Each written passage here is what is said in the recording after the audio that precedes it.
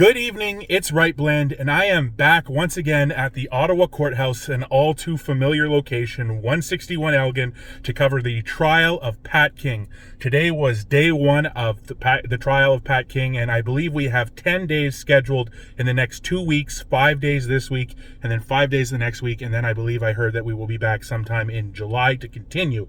Today was a firework display. We actually got through an entire witness, as well as the opening statement from the Crown. I do not recall much of the opening statement from the defense. That's probably because I was so taken aback by the things that the Crown was saying in their opening statement. It was dumb. It was downright wild and dumb. So let's get into that. We're going to cover as much as I can recall up the top of my head. If you want the minutia of the details, you're going to have to go onto my Twitter at RightBlend on X, and you're going to have to go and follow that thread today. I made 29 posts covering everything as it happened in court to the best of my abilities. I missed a couple of things, but first what I want to start on is the fact that Pat King is indicted on he's charged with 9 criminal offenses, and I don't know exactly what jail time the Crown is asking for, but I'm sure it's significant, a matter of years.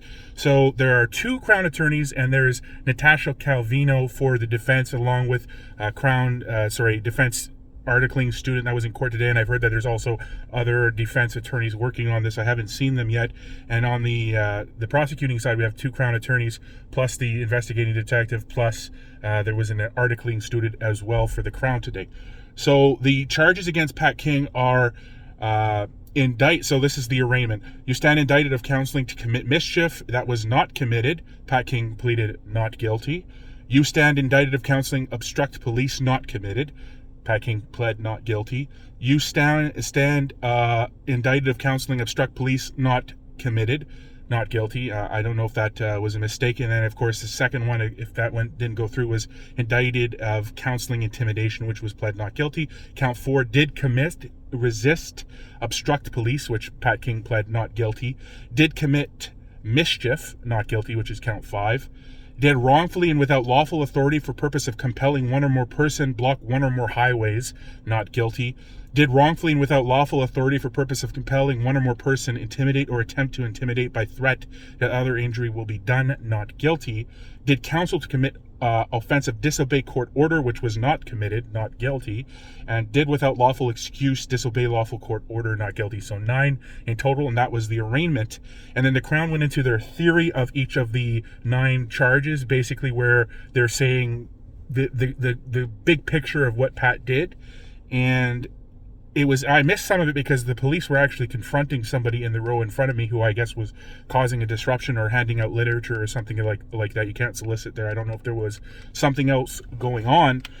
But the thing that popped out to me was when the Crown said that, as Your Honor heard, basically Pat King was charged with mischief. And in saying that, they said that the Freedom Convoy itself was a mischief, and that it was from day one that.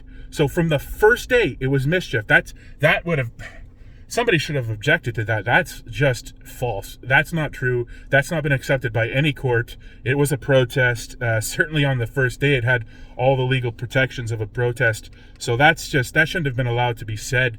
And as well, there was very heavy use of the word occupier. That people came to Ottawa and the occupiers became entrenched. They talk about how Pat King, the majority of their case against Pat King is based on his own social media. They talked about, as an example of mischief, how Pat King was doing a slow roll at the Ottawa airport.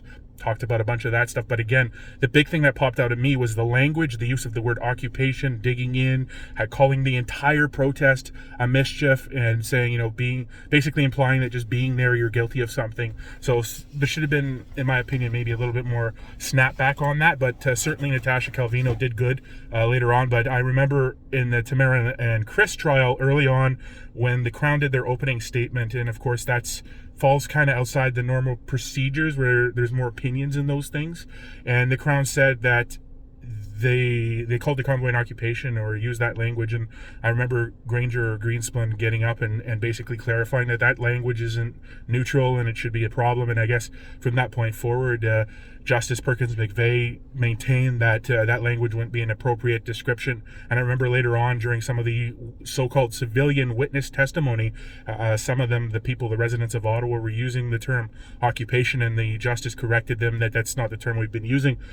Certainly didn't hear that in testimony, but heard that in the opening statement without any kind of language correction from the defense.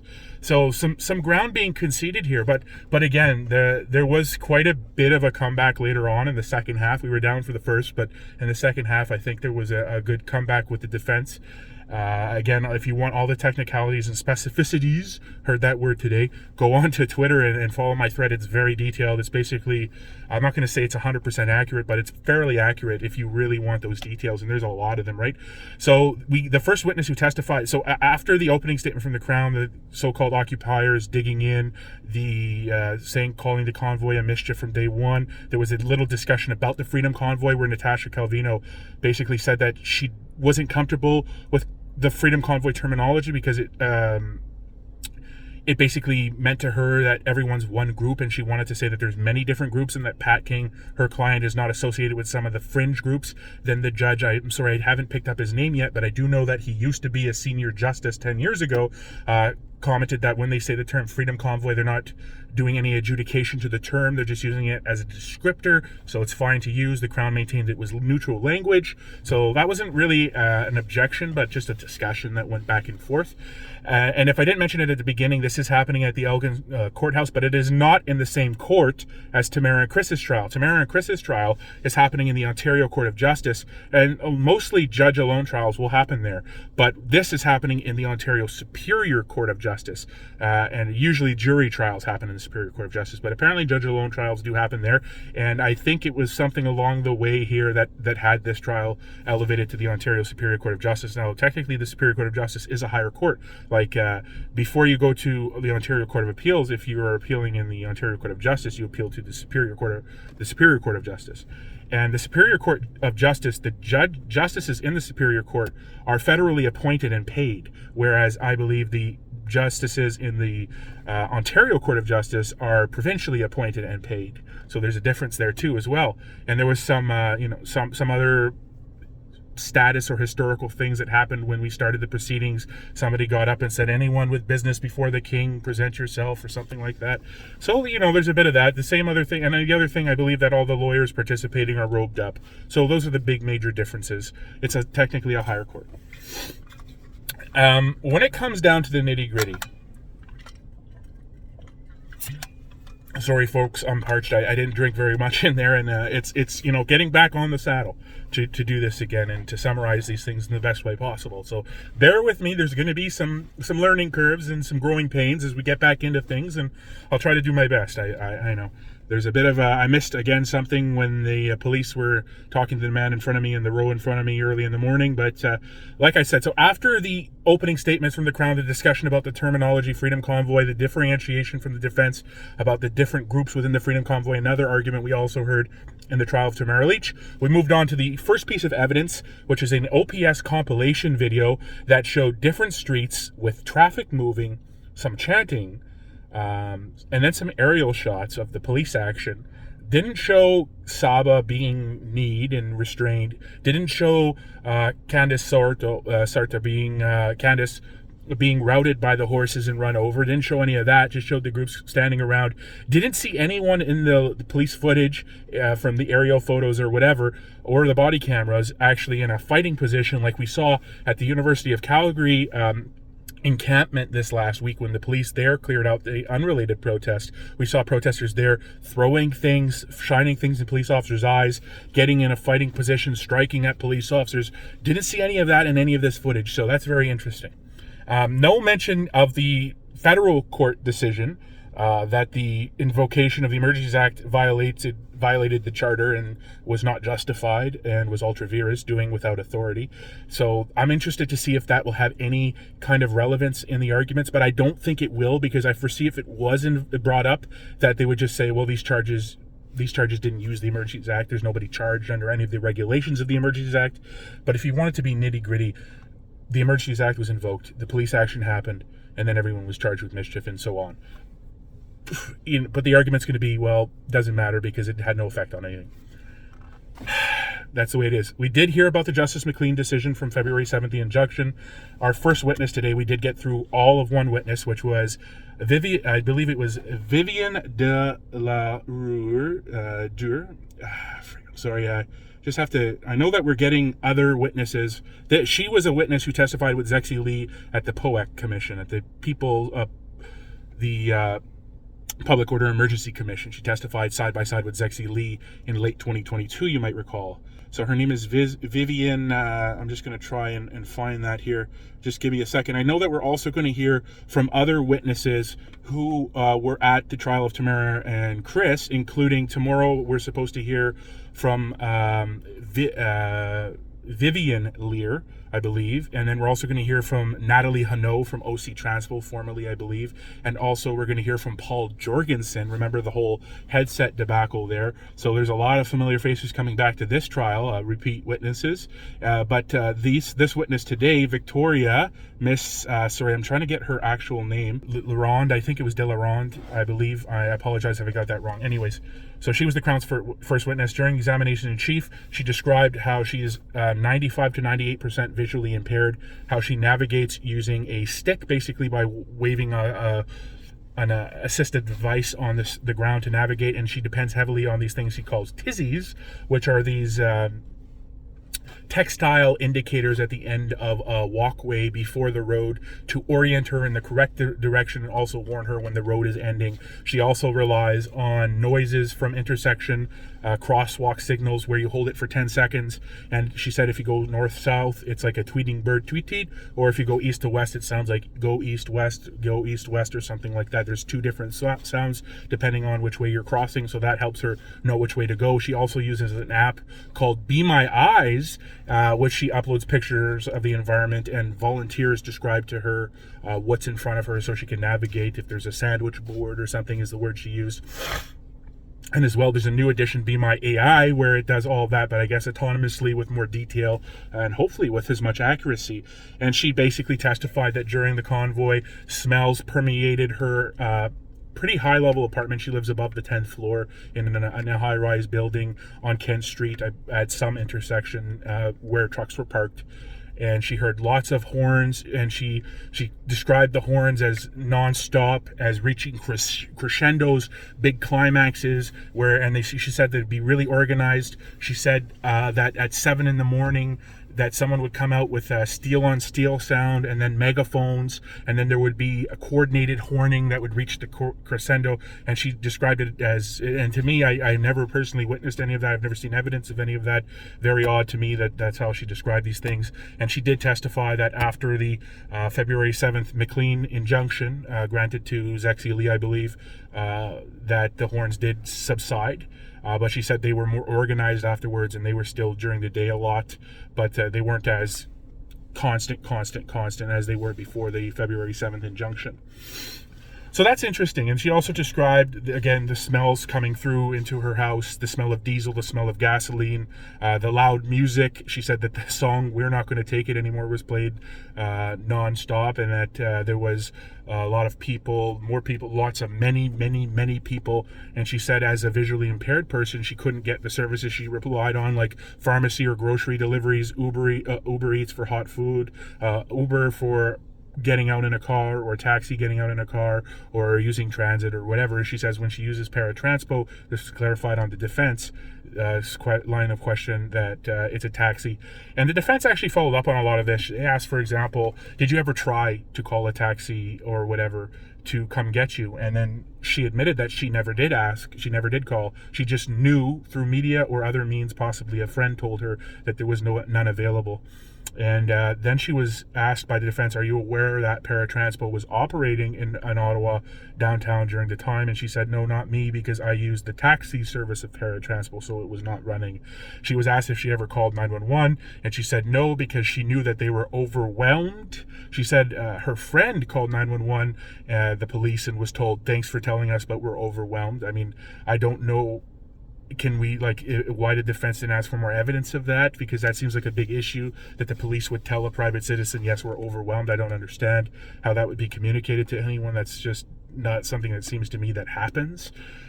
So a lot of different things here, but like I said, the defense did go a little bit hard there. They got some good questions in. Again, if you want to go through the entire back and forth, go onto my X thread at Right Blend and follow through this, because it was a long day with a lot of information. We're covering both the morning and the afternoon right now. Again, the morning, the opening statements, the theories on the charges, the arraignment, the video, the compilation video that showed horns, people saying we want freedom, a bit of people standing in lines holding signs, but nobody looking to fight a police officer. Certainly nothing like we've seen at any of the current protest du jour, which is important, I think, to show that this protest was peaceful. I really do believe that. And I'm interested to see what other angles the defense pulls up, but they made some good things, right? I remember that in particular there was complaints of a sore throat from Vivian. She basically said, Victoria de la Ronde, that her throat had developed soreness, and she blamed it on the fumes. And basically the defense towards the end of the day today said, hey, you said you were diagnosed with something in late January, early February, maybe it was February 3rd, and are you aware that a sore throat is a symptom of that? Are you aware that lung pain is a symptom of that? So I think that was, I saw the judge making notes of that, so I think that was well received.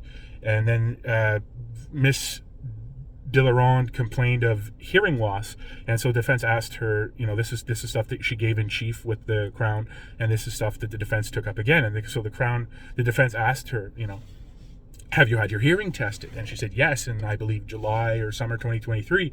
And then asked again, when was the last time before that you had your hearing tested? It was many years before that. So, and the defense had a back and forth where they said, well, you're approaching 79 years old. There was a bit of a laugh there, because the defense said, oh, you're 79. And the witness said, no, not yet, maybe towards the end of the year. And so the court laughed, and the defense said, I'll send you chocolates. It's a little bit of a nice gesture there, I guess.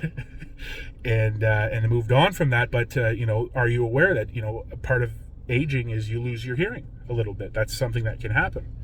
I think somebody's banging on the roof here with their antenna. But so yeah, there was some really good questions by the defense that I think made important points about the sore throat, about the lung pain, about the hearing loss. There's no good recent evidence from around the time of convoy that proves that the hearing loss can be 100% associated with it. She did say that it came way more intensely after convoy, but still, again, no recent measurements to speak of, so that can't be 100% proven. And then she was mentioned about the decibel level readings from POAC, the 90 to 100 decibels that were mentioned at POAC, and she said, well, no, it was. And then she was mentioned about she was reminded of a video that she had played to her, an audio sample of horns, and she said, well, it was way louder than that. And then she explained that it could have been because of the reverberations and the echoes off the buildings around her at her area on Kent Street. And I remember at one point the defense was elaborating on how tall her building was, and the Crown objected, basically saying that, oh, that's an identifying piece of information after the witness was removed, that's an identifiable piece of information, and that people who are not Pat King, who have been following these participating in the justice system, might try to track her down and do something. So that was just unreal that the Crown even said that. So the defense said, that's not my intention. I'm not trying to identify anyone. I just want to understand how high she is in the building, how big is the building herself, how big are the buildings around her, not trying to identify her, just to understand the situation a bit better. She also testified that she had older windows that were replaced after convoy, not because of convoy, it was happening before then, but things were delayed because of the situation we all found ourselves in. So, she had old windows that allowed sound and smells to come in. And she never went outside. She did leave to Canada with a friend for a few days after the first weekend. I believe it was January 30th that she left, Sunday of the first weekend, because she couldn't stand it anymore, and she was afraid to go out. And she was at one point talking about how when she's using her cane to navigate, she would hit the overhanging portions of trucks on sidewalks, but her cane would go under the trucks. So she was afraid to walk. She lost her confidence in walking. She said she still hasn't quite gained her confidence in navigating the world back. And then the defense, Miss Calvino, was trying to expand into that and basically say, well, how do you know that these trucks are overhanging if you can't see somebody telling you that? She basically testified that, yes, somebody would always be with me in testifying, and as well that she could sense when something is near to her, like when she's near a wall, she can sense it when she's near an object. And then she clarified at the end, after the re-examination of the Crown, to the judge that she knew that because of the vibrations of the object, the heat of the truck, and again, she can sense the pressure differences when she's near a wall or something. So that was something that raised some eyebrows. I don't know. There's just a lot to take in there, right? Like, there's a lot of stuff being said that's not objectively provable, and a lot of things that maybe sound a bit, not to be rude, but silly. It's hard to take it all in. I think the defense did overall really good. They had some good questions that came back at some of the core issues, the sore throat thing, the thing about the sounds, the thing about how do you know where the trucks are parked, if you're not, how are you knowing this, the thing about not calling 911, not calling bylaw or towing, not calling any of the services that she assumed were not working based on media or other information. And this is something really interesting I want to mention. I know we're running a little long here, so I have to wrap it up. If you want more information, go follow that on Twitter at RightBlend, and you'll get everything you want. It's all there. You can see it. You can make your own opinions up. You can take all the information in and go do with it what you please. As long as you're being reasonable, you can really get the whole picture. Another really interesting point is we found out that Miss Delarond she was asked by Natasha Calvino if she was a member of the class action lawsuit. And she basically danced around that. Long story short, she is. She has it. Because it got certified or whatever it is for the geographical downtown area, she is a member of the class action, and because she hasn't made a decision to opt out. But she did really dance around that question in court, and you could go and look at the exchange. And further, we heard that she's actually a personal friend of Paul Champ, as according to her words, that they have personal conversations and other things, and that Paul Champ attended her session on May 7th of 2024 to prepare for testifying today. Paul Champ was her assistance person there. She also danced around that, but said if anyone was going to be named an assistance person, it would be Paul Champ. So he was there with her and the police and the Crown, preparing her for this testimony, even though he's also the civil litigator, but he was there as a support person, apparently. I don't know. We've got to dive more into that, but that was an interesting revelation, and her dancing around the class action membership.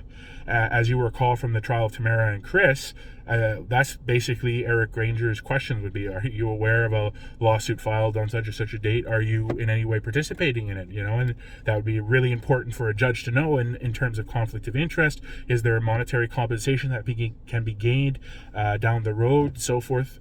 So an interesting day. The defense had some strong points, and I'll be interested to see how tomorrow goes with Vivian Lear, who I believe is the church administrator on Kent Street at the end, the church at the end of Kent, to hear what she has to say. And we'll see how that day goes. And until then, I'll see you next time. I'm RightBlend.